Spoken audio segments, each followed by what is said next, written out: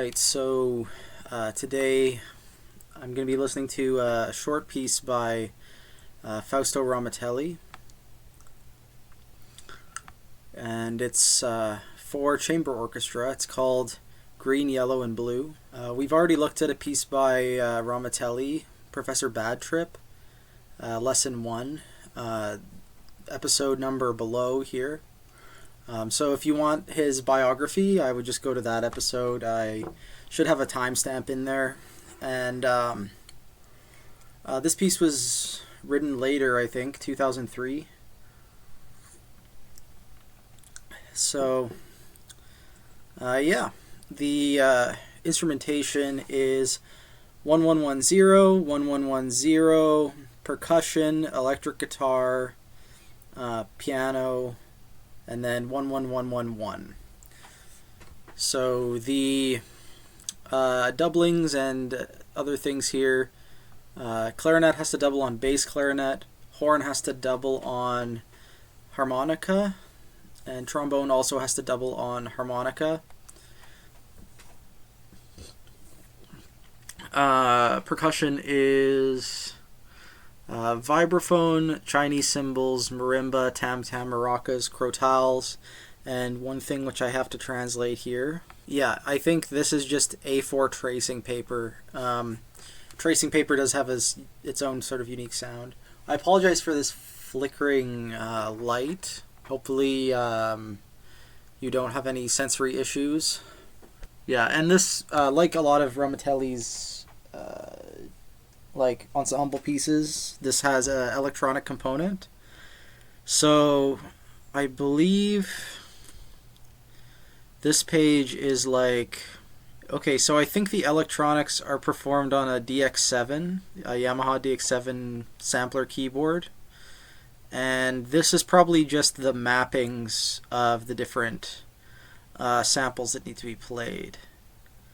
And then apparently there's like sections that need to be tuned, up or down a quarter tone, and things that need to be bent. So that would be done with like the tuning slider. So all of this should be programmed. I think if you were working with the composer on this, it would be pretty straightforward, and this would just be for like troubleshooting issues. But I'm not so familiar with the DX7 that I know how this would be of use to the music director or the keyboardist. Because the electronics are played by the keyboardist, he just notates them like a normal piano part.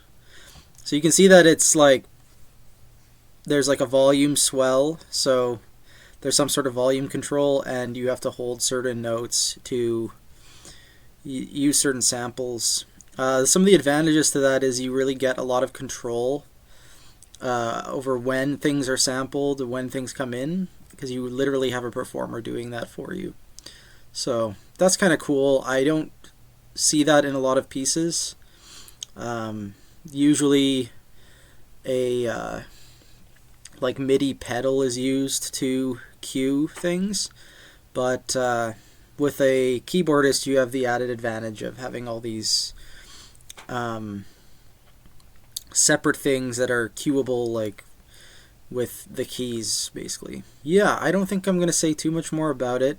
It's a short piece. I think that's one of the more interesting things about it, is that it's like a 6-minute little thing.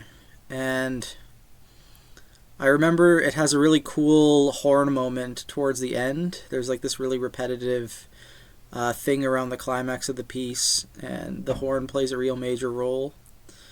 And yeah, I'm excited. I'm always happy to have a short one. Okay, yeah, so again, I listened to Ensemble Ictus recording for this. It was a really concise, interesting, like, set piece, or calling card piece, you could say. It was very similar in style to Professor Bad Trip, except well,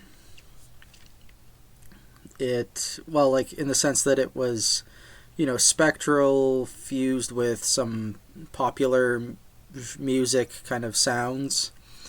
Um, but it had a lot of like simpler ideas, like unisons, long held chords where different members of the ensemble are swelling, so this like sort of polyphony of volumes. And it ended with an idea that kept getting more and more inharmonic with each repetition, and like just ever so slightly faster. So it actually kind of ended on a, I guess, tense note. Like there's a lot of violin in the first section and a lot of horn at the end. The opening with the harmonica was very similar to Professor Badtrip Lesson 1. But this time he had the brass playing with it. This high G is obviously a very important feature of the piece. Yeah, I found it more accessible, probably a better one to share with young students, or as like a short listening study. As far as a chamber orchestra piece, I think it made good use of all elements of the ensemble. Generally, the different families of instruments acted as a unit. So his orchestration is very clean in that sense. Not a lot of mixed orchestration, a lot of full ensemble moments. Everyone's kind of playing the whole time. And good use of double bass, getting the full range of the ensemble. The harmonica stuff was fun. The marimba moment was fun. I don't know if every percussion instrument got used to its fullest extent, but there's a lot of good vibraphone moments and a really interesting use of cymbal towards like the horn climax part. And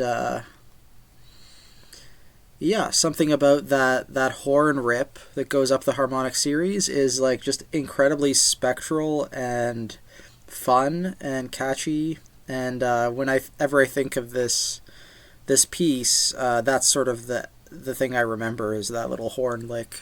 As for tomorrow's score, tomorrow we're going to be looking at another piece by Victor Rasgado. If I can find it, it's for tenor and chamber orchestra. And if I can't find a recording of that one, we're going to continue with the spectral theme and listen to Disintegrations by Tristan Murail. It'll be our first Murail piece. So